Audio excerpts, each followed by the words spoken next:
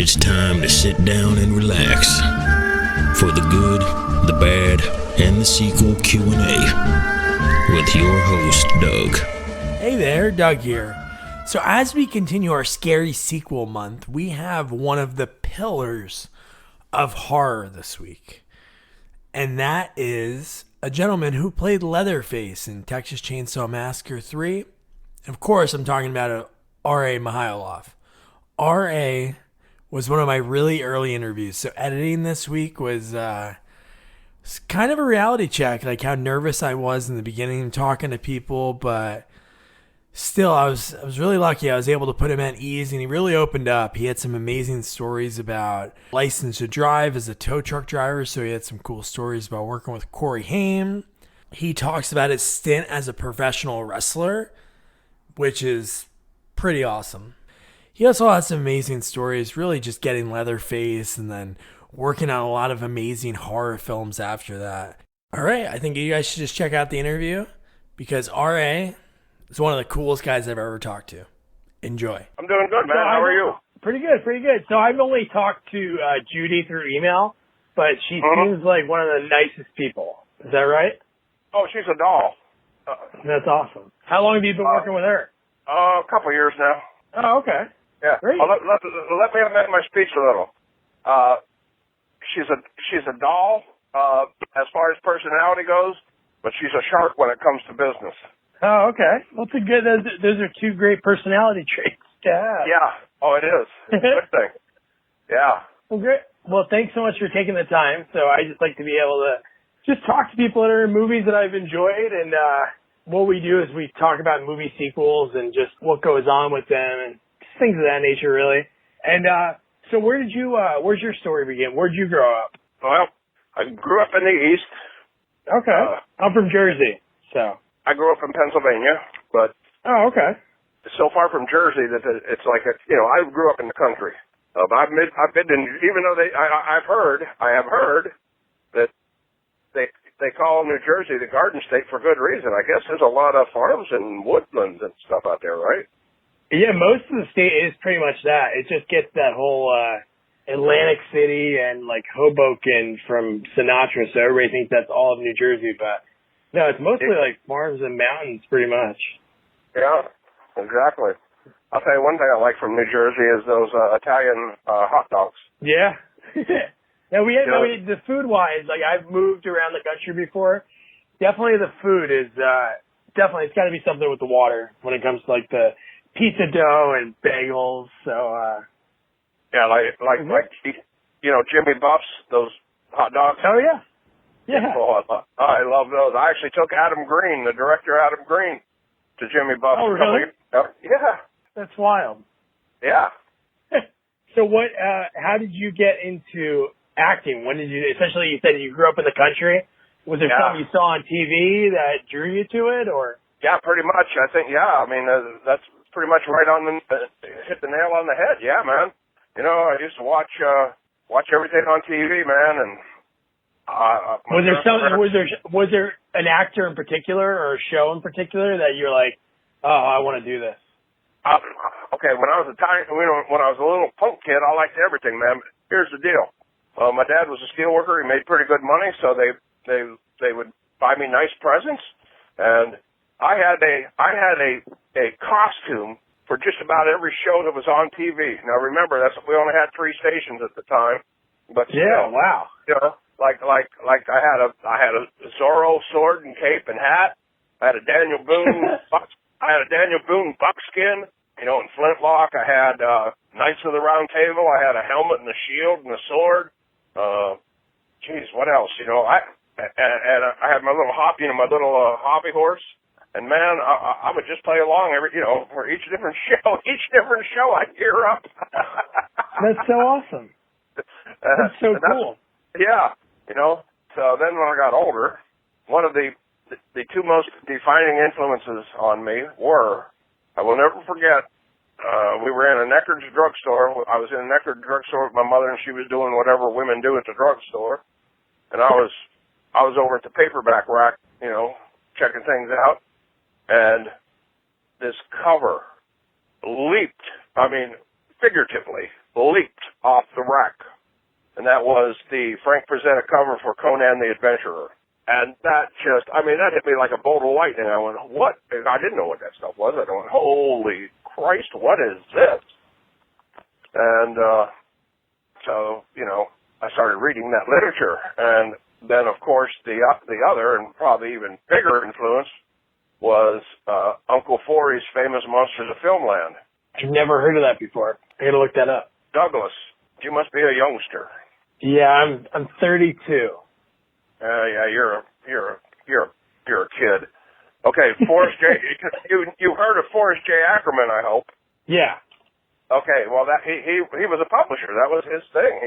He published this magazine. It was the forerunner to Fangoria and Gorezone and stuff. Okay, so you were always into horror. Oh yeah. I remember when I was probably, I don't know, maybe 5 or 6 years old. And, remember, I got to put this in perspective. Watching a movie on TV on probably a 19-inch black and white TV, okay? Yeah. And we were watching Invaders from Mars, the original Invaders from Mars. And I got so freaked out that I asked my mom to turn the TV off. Okay? And, it's just stuff like that.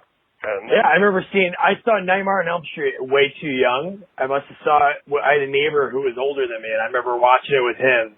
Yeah, I think he was 9, I was probably 5, and I remember how freaked out I was. I didn't want to go to sleep, so I totally understand where you're coming from, how these movies can they can do some damage on you. Yep, and then fast forward, 10 years or something like that later, there was a movie called Night of the Living Dead. I don't know if you've ever heard of that. Oh, yeah, I love that movie, yeah. Okay, so I'm watching that in a theater, right? As reports start coming in, where you can go take shelter and things like that. Yeah. They were naming names that were familiar to me. They were getting in my backyard, and, that had a big effect on me. Yeah.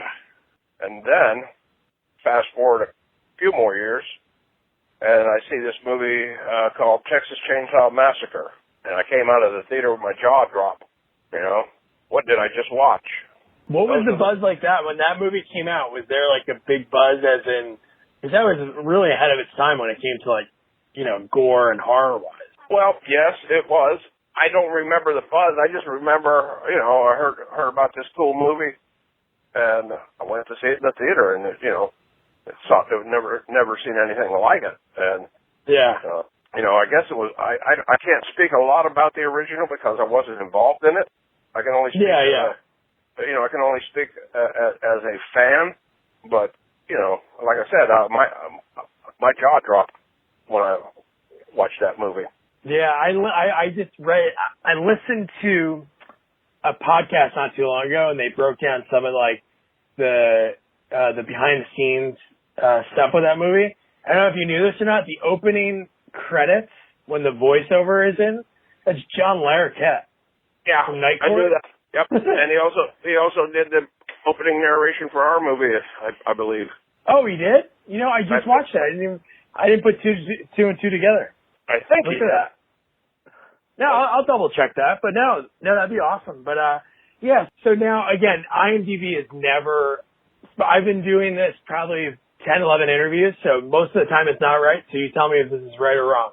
The first credit they have for you is The Lathe of Heaven.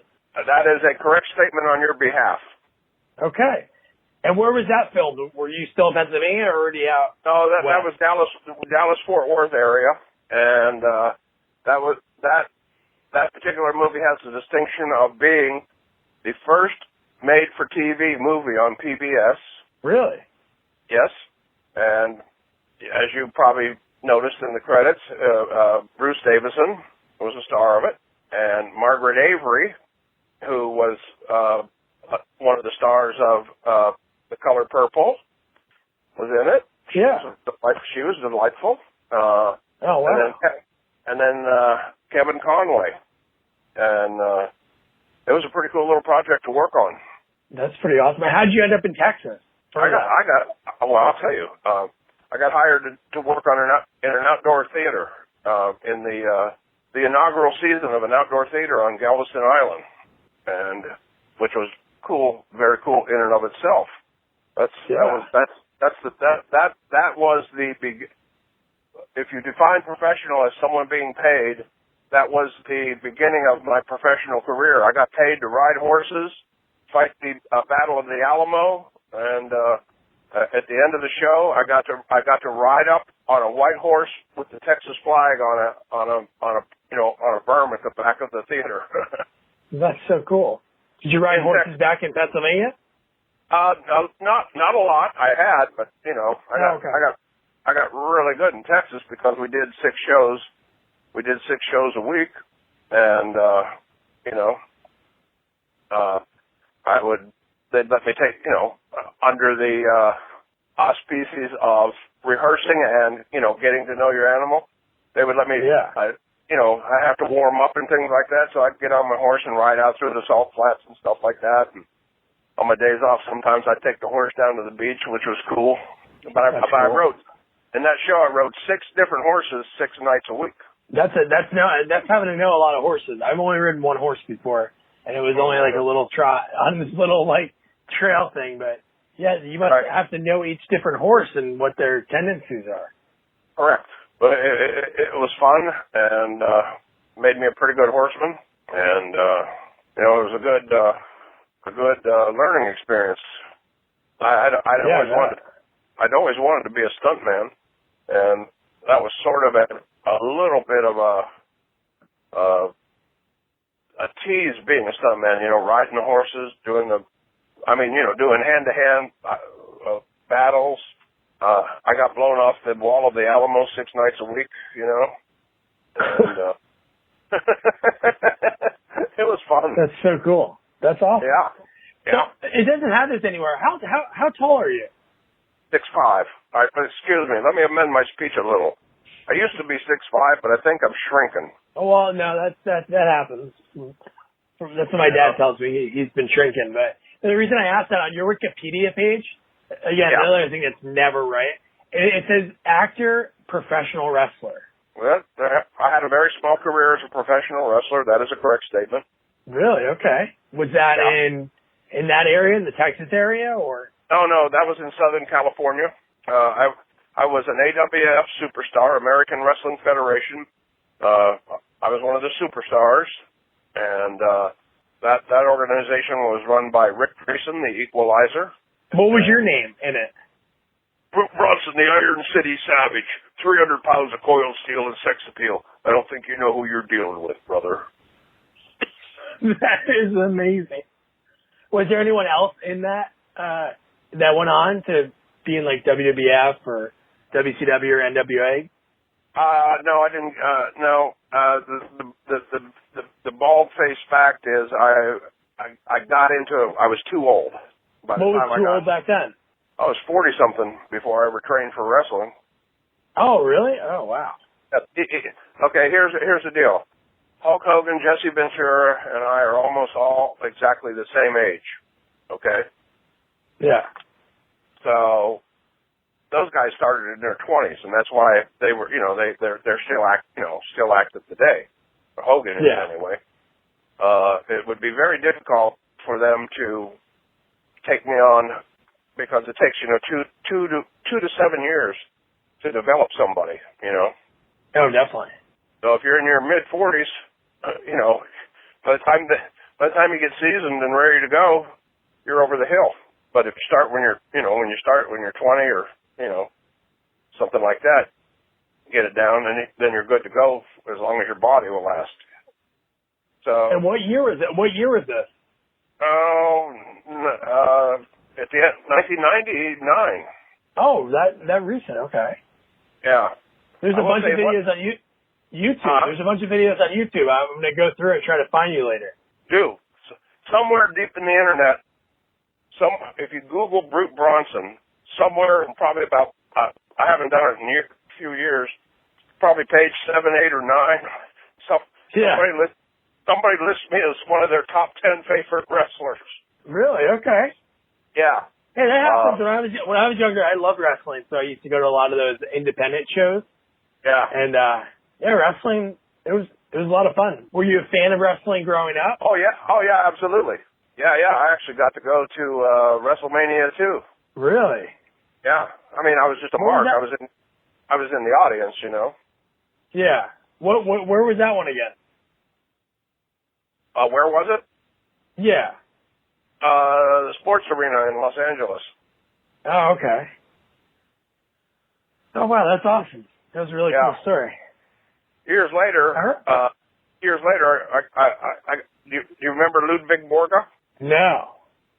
Well, I knew him and actually got to go to a show and go backstage when he was working. Met Mick Foley when he was working independent. He was working independent as Cactus Jack. I met him.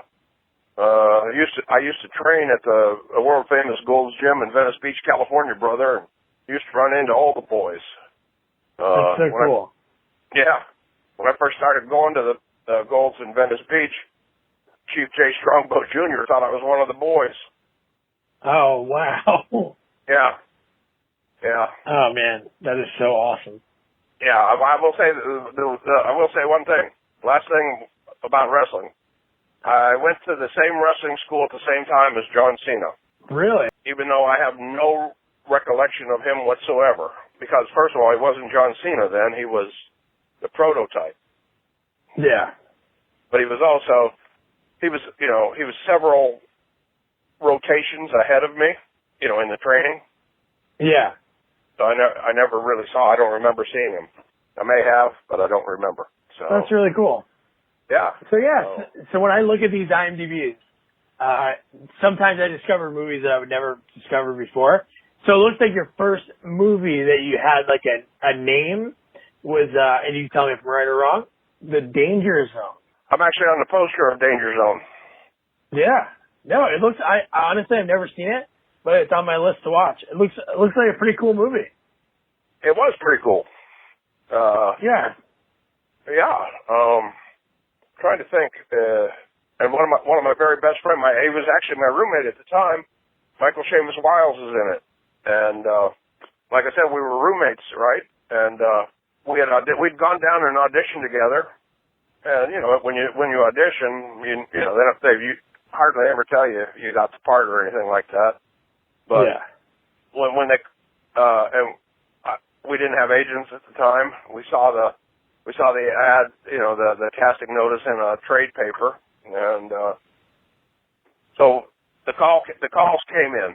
I don't remember who they called first, me or Michael, but one of us got booked, and then like 15 minutes later, the other one of us got booked, and they had no idea, we were friends. Oh, that's great. The other one's probably trying to console the other one.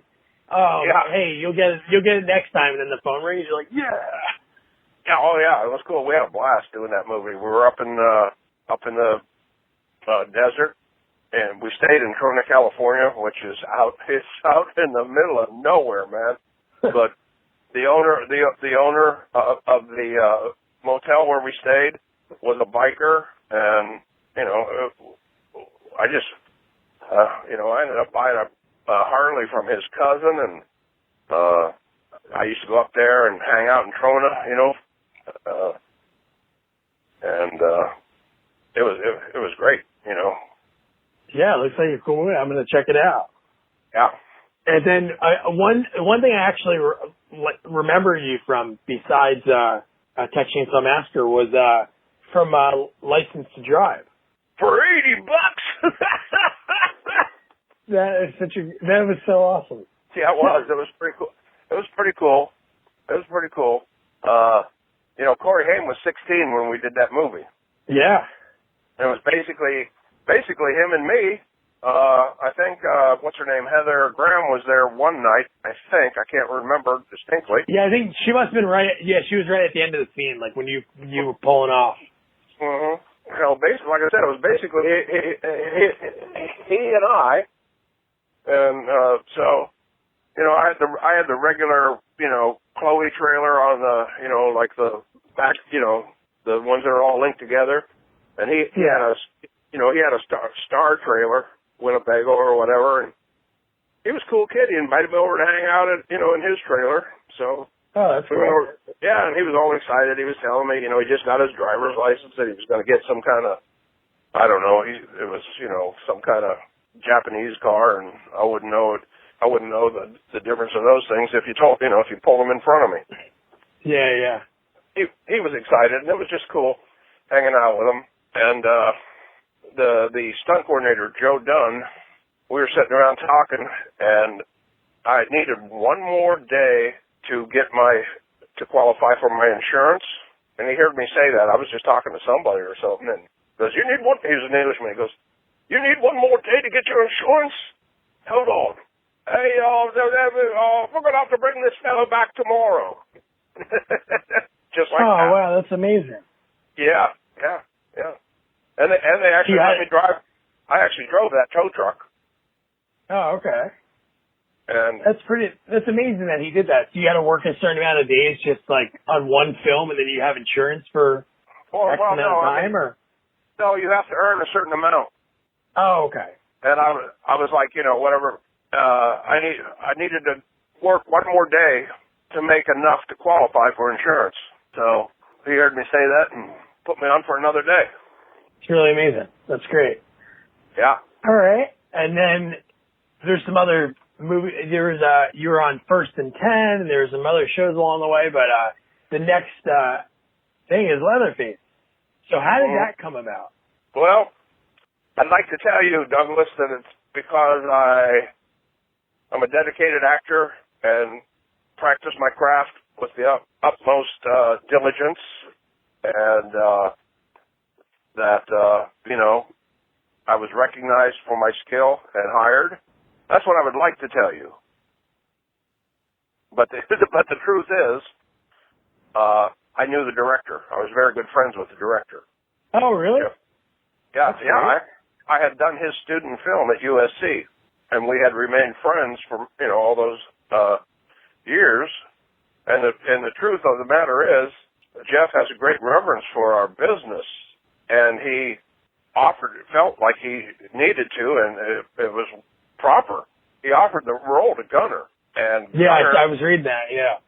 Yeah, and sadly for him, grand for me, Gunnar was unable to conclude a successful negotiation with New Line Cinema. And that left the part open, and I was literally, and I mean that not like kids these days say, but literally in the dictionary definition of the term, I was the next logical choice. And Jeff and I have a ton of mutual friends, and they were all at a 4th of July party. I was not there because I was too hungover from from 3rd of July party. Those get you sometimes. Yeah, but they were all sitting around our friend's bar, and as film geeks do, they always talk about their projects and stuff. And they asked Jeff, who he was going to cast as Leatherface, and I mean, it was like almost like a unanimous vote. It's wild. Yeah. Say right off the bat, I know he's your buddy, and I'm being honest. Even if he wasn't your buddy, I'd be honest. Honestly, going into it, I saw this movie a long time ago. When I was like in my early teens, there was an old school video store, and I'd go there and rent VHSs for like $1. It was so great. And you rent it for $1 and just have to bring it back by like, you rent it before 11, bring it back like before 8, you just have to put it in the drop box. So I've seen so many different horror movies over the years. But I went back and watched this over the last 2 days. It is a really good movie. Like, it's not even in the horror sense. It's like a really good film. The way it was filmed, like visually, is amazing. Oh, I agree with you 100%.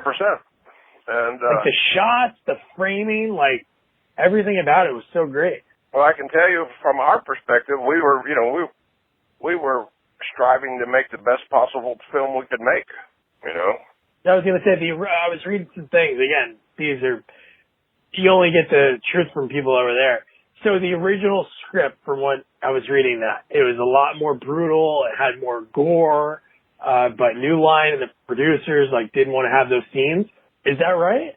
Yeah, that is right. I can cite a specific scene right off the top of my head. Tell me if you remember it. Remember when I find a squirrely little girl out in the woods and I impale her on the tree branch and then. Yep. Okay, the way it was originally written, I was supposed to start from her crotch and go all the way up through her head and split her in half, and she was supposed to, split in half. Well, yeah. That got cut. Because now, as it ended up being filmed, all I do is I just drill into her. Yeah. Now, was that filmed at all, or was that just the concept? Yeah, no, they never did the gag, and it could have been budgetary constraints, Was there any other films scenes? Because from what I was reading, it was talking about, there was further cuts made, and it's not like there was other characters that could have been, killed off. Mm-hmm. Well, Ken Foray was not supposed to live. His character was supposed to die in that body pit, and there's actually a prosthetic head with his brains dripping out, Yeah. Yeah. No, I know. When I was watching it, and then I get to that end scene when she's sitting there and the car the truck pulls up, the last chance gas on the side, and when he was driving it, I couldn't believe it. Yeah. Well, what I know is New Line planned to do 2 more, and I was signed to do 4 and 5. Oh, okay. Or I had a contract option. I wasn't exactly signed, but they had a contract option on me to do 4 and 5.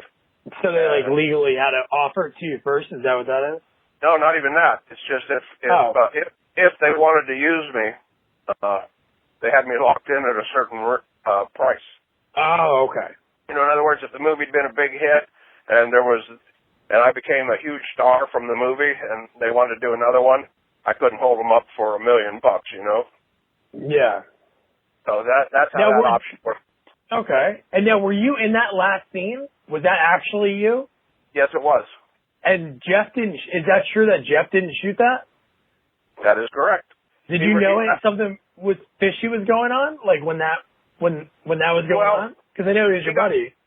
Yeah. Well, yeah. He got fired. Somewhere before the end of the movie, he got fired. He came over to me and told me he got fired. And I said, well, Jeff, I said, in that case, I'm going to quit the picture. And he said, no, don't do that. He said, go ahead and finish it. And before I went to work the next day, they had it all resolved, and he was back on the picture. Yeah, it's a few of the things that I read online. Again, most of these things are just conspiracy, but it was talking about he got fired and they couldn't find anyone else to do it, so then they rehired him back. But whatever reason, yeah, the firing, was more symbolic than factual because, we lost no time and no shooting days or, anything. He was back, the next day. Yeah, for him it must have been pretty wild. I don't know if there was a premiere for the movie or he just went by himself but to see that the ending was not what he did. What happened was he wrapped the movie and then took a vacation and was in the Bahamas or something when they decided to reshoot. Oh, okay. So, they were probably happy with the timing of that because they probably wanted to change that. Well, that was, like I said, Ken Foray was supposed to die. His character was supposed to die. In test screenings, I guess people reacted very favorably to his character. So Bob Shea, the owner of New Line Cinema, decided that, hey, I want this guy to come back in number 4. So that's why that reshoot came about. Yeah, he was great. I honestly, watching the movie, I thought he was going to die the first time you guys tussled. The first time you guys fought, I thought he was gone. And then there was another one and another one. And then I thought he was finally gone. But no, he was great in the movie. But again, financially wise, I don't know what kind of money they were looking to make on the movie since New Line acquired it. But it did make $3 million. So did it make that much? That's what it has online. It has the budget was 2, and then it made 3. the total gross was $5 million. So Was it? I'm surprised they didn't make another. I'm surprised they didn't. Well, they did make another one a few years later, but it was totally different. I think wasn't it with a female as the? As what? Leatherface? I thought so. There's definitely a fourth one before the remake. After number 3 was one that was called New Beginning, and that was written and directed by Kim Henkel, the writer of the original. Oh wow! And I'd heard about it, and I was the reigning Leatherface when they put that movie together, but they shot it non-union in Texas, and I won't work non-union. What's the use of being a union if you're gonna scab? So yeah, I had no interest in working non-union, and I'm glad I didn't, because wearing the high heels and the nylons and the nightgown and stuff like that, I understand that it sort of kind of like reflects back on Ed Gein, but ain't no way, brother, ain't no way. Yeah. And now that's one of looking at Viggo Mortensen's IMDb. That was one of his earlier movies, and man, even watching that, he was awesome. Oh, he was great. I'll tell you what. Super twisted and yeah. They say acting is reacting, and I glimpsed the genius of Viggo in the scene where when they give me the Excalibur saw. Yeah. He comes in to start making dinner and references the saw, and I pick it up and start swinging it around. And if you go back and watch that scene, as I'm swinging the saw around, Viggo ducks, and it was unrehearsed, unplanned. It's just his reaction was brilliant. Oh, check that out. That's so good. Yeah, no, he was so great in it. And it was cool because the beginning of the movie he's acting one way, and then I remember telling my wife, because I watched him, we have a newborn. So I watched half the movie when she was sleeping, and then she was like waking up. So I watched the other half. But in between, I talked to my wife, and I talked to her. I was like, yeah, Viggo Mortensen was in it, but he's already gone. And then lo and behold, he comes back. But the family was really creepy, and I thought there was really, I don't know, just funny moments. I thought the rapport with the whole family, with the mom, with the voice box, the little girl with the skull doll, and it was really cool. All those actors are great. Yeah, I agree with you 100%, man. Like I said earlier, we were striving to make the best possible picture we could. Yeah. I felt we did. I love when you were playing with this. Well, I call it a speak and spell. When you were playing with that. Yep, that's what the clown. What the prop department handed me that thing, and I said, "What the fuck do you want me to do with this?" They go, "I don't know, do something." So, I thought, well, maybe I can find a picture of a little boy or a little girl. And how demented is that? Yeah. Well, you're in the character. Yeah, exactly. So yeah, but I was hoping to find a picture of a little boy or a little girl that and mark it as food. But that clown was the only humanoid on the whole graphic. It worked. It was so creepy, and the best is that you just kept doing it. Yeah. No, that was really cool. That was a pretty good moment. Yeah, and then Kane Hodder was your stuntman, and he was the stunt coordinator. Is that right? Stunt coordinator, yes. Great. Is it the first time that you worked with him or met him? Yeah. No, yeah, that's the first time I met him. Was on that show. That's awesome. And Judy, I think, represents him too, right? Mm-hmm. Cool. It's very cool.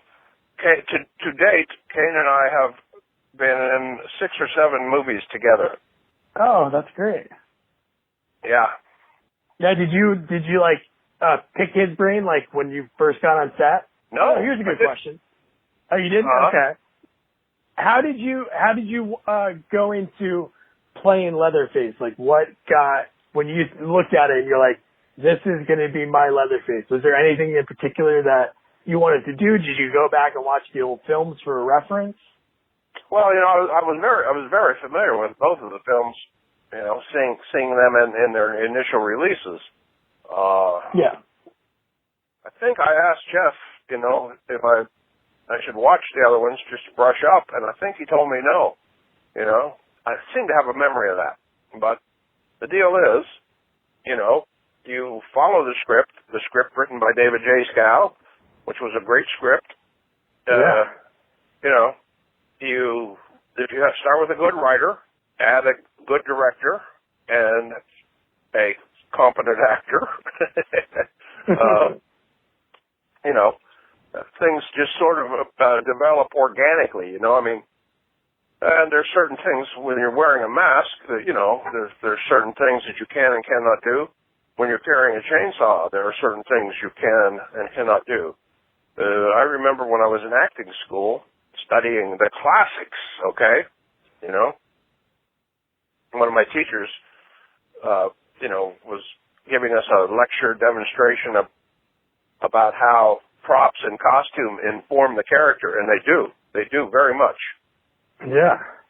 You know, his example was, you know, referencing some Shakespeare kind of show. You know, when you're used to walking around in boots and jeans and, you know, T-shirts, and you put on you know, a pair of tights and one of those ruffled collars and put a sword belt on, you move differently than you would in your normal life. Yes, you do.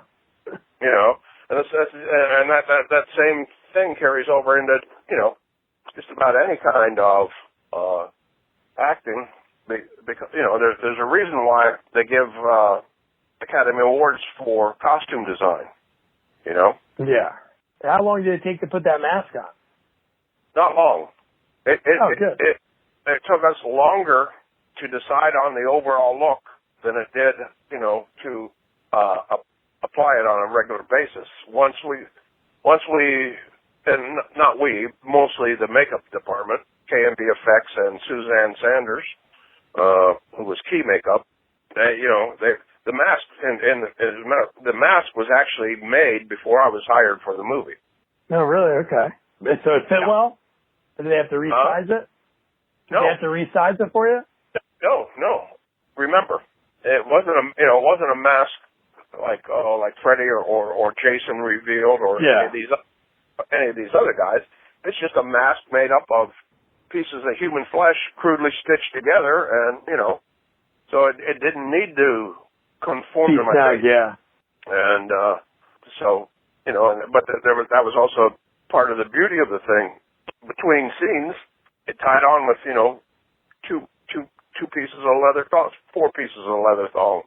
So every time I completed a scene, spit out the teeth, untie the mask, and, you know, I was, you know, out in the open again. Yeah. Now, when you were on set, was it ever in the script still? Because I was reading that they were talking about, just from the way the movie opened, that they were going to, like, tease, like, showing Leatherface's face without the mask?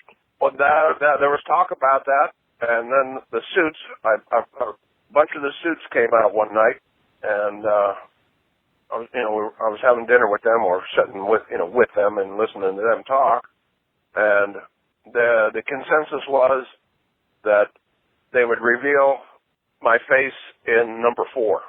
That would have been great. But it would have been. I wish we'd gone forward with it. Especially the fact that it would have been great if they made the 4 and 5 with you in it. But even in the third one, they kind of teased in the beginning when you're cutting all the, the flesh to make the mask in that opening sequence. And that's actually my hands doing that. Yeah? Yeah, they had filmed, it's called B Unit, and they had filmed it with the B Unit, and one of the prop men did the action, but they decided it didn't look like my hands, so they reshot it with me doing it. And, that's great. Yeah, and some of those pieces are, the latex foam, but some of the pieces are also mystery meat off the catering truck. Oh, what? Wow. Yeah. No, it looks pretty gross. It looked pretty real. Yeah, that's it. Oh man, no. Thank you for all those great stories. That was awesome. So like I mentioned earlier, when you look at people's IMDb and like movies that they're in, there's some movies, like I said, you never would hear of. And one of the ones that I came across It was a movie called Stiletto. Yes, Stiletto. And you played a biker in that? I played a Nazi biker. A Nazi biker. Now that movie, that cast was unbelievable. All the people that were in that. Oh, it was phenomenal. And are you sitting down? I am sitting down. Because I'm going to tell you something now that's going to blow the top of your head off. All right. The writer, director of that movie, Nick Vallelonga, just won an Academy Award for screenwriting Green Book. No way. Absolutely. That is so amazing. It is. And with one of your former castmates playing a big role in it. Who was it? The main role, Viggo Mortensen. Oh yeah, yes, exactly. Okay. Now That's wild. Here's what a smaller world it even is. All right. Green Book was written by Nick Vallelonga, my good friend Nick Vallelonga, and my good friend Brian Hayes Curry. Brian Hayes Curry is in Stiletto as an actor. He's part of our, look at that. He's part of our Nazi biker gang. Our prison. We're not biker. We're a prison gang who rides bikes. Okay, and our gang was called Nazis for Jesus. Okay, so Brian Hayes Curry, co-writer of Green Book, was one of the Nazis for Jesus, and Green Book is written about Nick Vallelonga's father. Whoa. No, I knew it was that. I did hear about that. That was one of the writer's fathers, but wow. Yeah. Okay, so it's written. Green Book is written. It's Nick Vallelonga's father, Tony Lip's story. Well, guess who's in the movie Stiletto? Who? Tony Lip. Whoa. Yeah. Talking about a full circle. Yes. Isn't that wow, crazy? that is wild. Yeah. That's so cool. So in Stiletto, who did you... Oh, I'm sorry. Huh? Oh, no. But yeah, you're right. Referencing to all the characters that were in that movie. Let's go down the list. James Russo, who played the leader of the Nazis for Jesus. Michael Biehn. Amazing. William Forsythe. So amazing. Yeah, so intense. Who else? Help me out here. It's been a while. Oh, Tom Berenger. Yes, Tom Berenger. And then Tom Sizemore. Tom Sizemore. And that's when he was. I feel like that's like when he was making his comeback. I think it was right around that time. I think. Yep. And who did you work with, like in a scene wise? Mostly James Russo. Oh, okay. He was our leader, and I'll never forget. Okay, so like Brian Hayes Curry, Nick Vallelonga, and I are very good friends. We go way, way back. We used to be bouncers together. Okay. So Russo had no idea that Brian and I even knew Nick. Okay.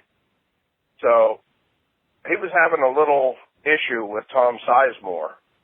And he pulls us aside and goes, hey, listen, you guys stick close, in case something goes down with Sizemore and, back my play and,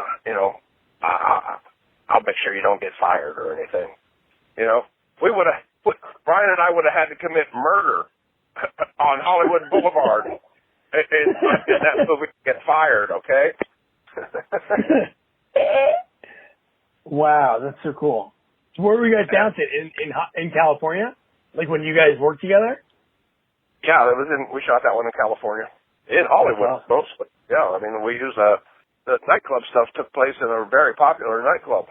So here's another full circle. So one of your one of the other guys in the bikers gang, I'm going to butcher his last name, but Andrew Bernarski, yes. So I've always loved him because I have loved the movie The Program growing up. Right. And Latimer is amazing. But, so he played Leatherface in Texas Chainsaw Massacre, the beginning. Right. And by the time we did Stiletto, we'd both been, we were both alumni of Texas Chainsaw Massacre. Yeah, he actually played in both of them. He played in 2 of the movies. Look at that. I didn't know. I thought he was just in one of them, but that's cool. So you guys were able to talk about that. Yeah, he was the first one to do it twice. And actually, back to Stiletto, I went.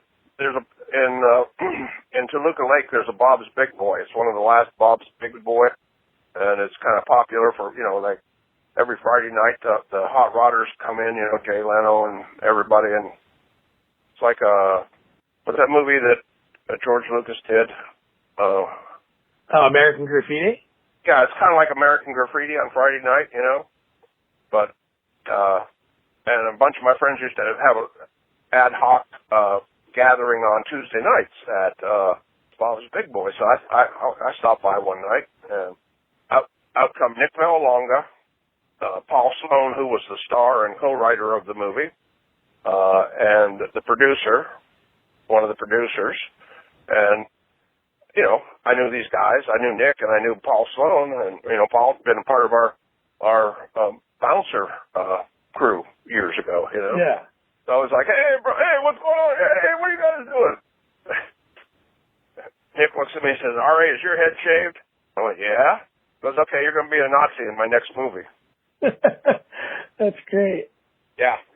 And then I was on my way to a convention in Texas, and Andrew was going to be there, and Paul Sloan asked me, talk to Andrew, talk to him about this movie, and, tell him we want him in it. So that's how that all went down. Oh, that's awesome. That's so cool. Mm-hmm. Over the years, you were in a lot of horror movies. Was there any horror movie that, I'm sure you loved all of them, was there any that you'd recommend me to watch? That I'd like to watch personally? No, for me. Like, which one would you be like, hey, Doug, you got to check this one out? Oh, of my movies? Of your movies, yeah. Oh, yeah. Well, I would have. Did you see Slasher.com on my IMDb? I did see that.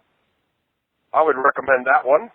I actually got my first individual nomination for Best Supporting Actor at a film festival with that movie. That's awesome. And I'm probably going to, in a couple of weeks, go to Missouri and for an event in Missouri, and I'll probably see Chip Guevara, the director of that movie. He'll probably be at the event as well.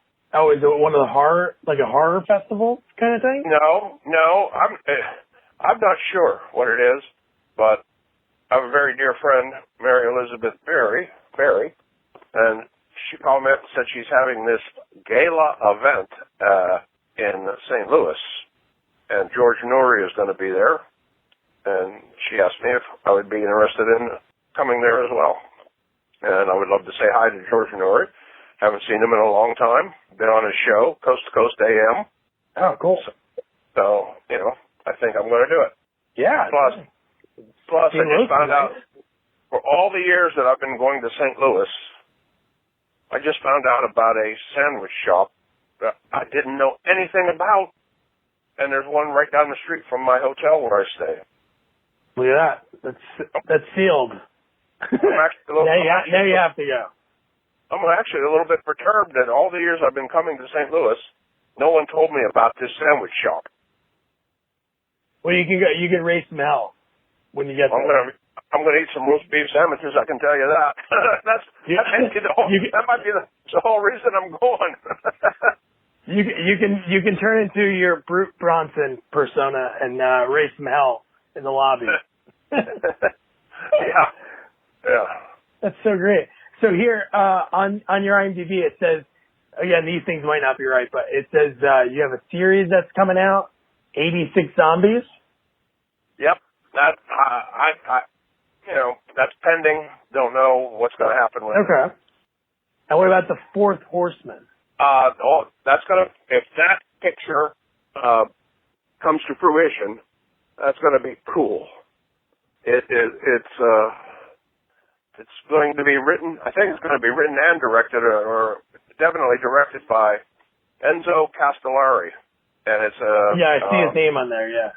Yeah, and it's like the sequel to one of his big hits, Kimura, which was a big spaghetti western.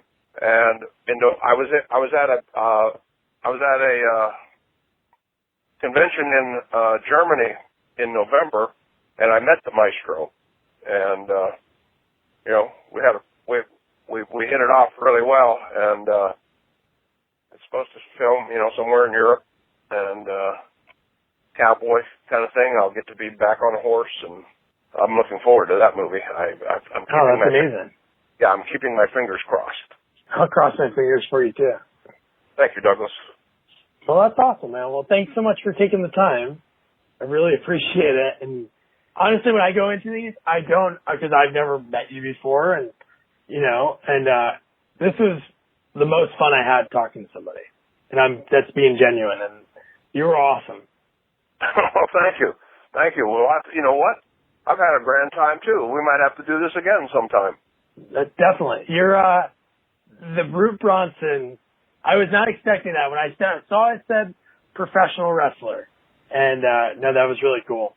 And I wish you the best. And yeah, we'll definitely connect again. So I'll definitely check out slasher.com, and I'll make sure when I'm done watching it, I'll forward a note over to her. And yeah, we'll definitely talk again. Sounds like a plan, Douglas. Wasn't R.A. awesome?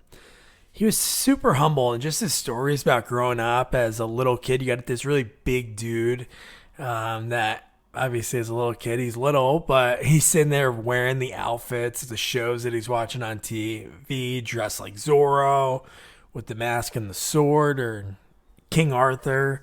So that was pretty cool. And yeah, he was just a great guy, great stories, extremely humble about, he played one of the biggest horror slashers of all time. And no, he was great. So now your homework is to watch Leatherface, Texas Chainsaw Massacre 3. I know you can find it on Syfy channel, so you have that on demand. You're able to watch it there, or there's a ton of other places to check it out. Yeah, so watch it, subscribe to us, so you don't miss out on us discussing it. We have a great guest, buddy of mine I grew up with. He does a lot of movie reviews. He writes comic book reviews, and he just loves all things horror. So you're gonna love listening to him. And review, rate, share our podcast. Tell your friends, tell your enemies, tell your mom. Good night.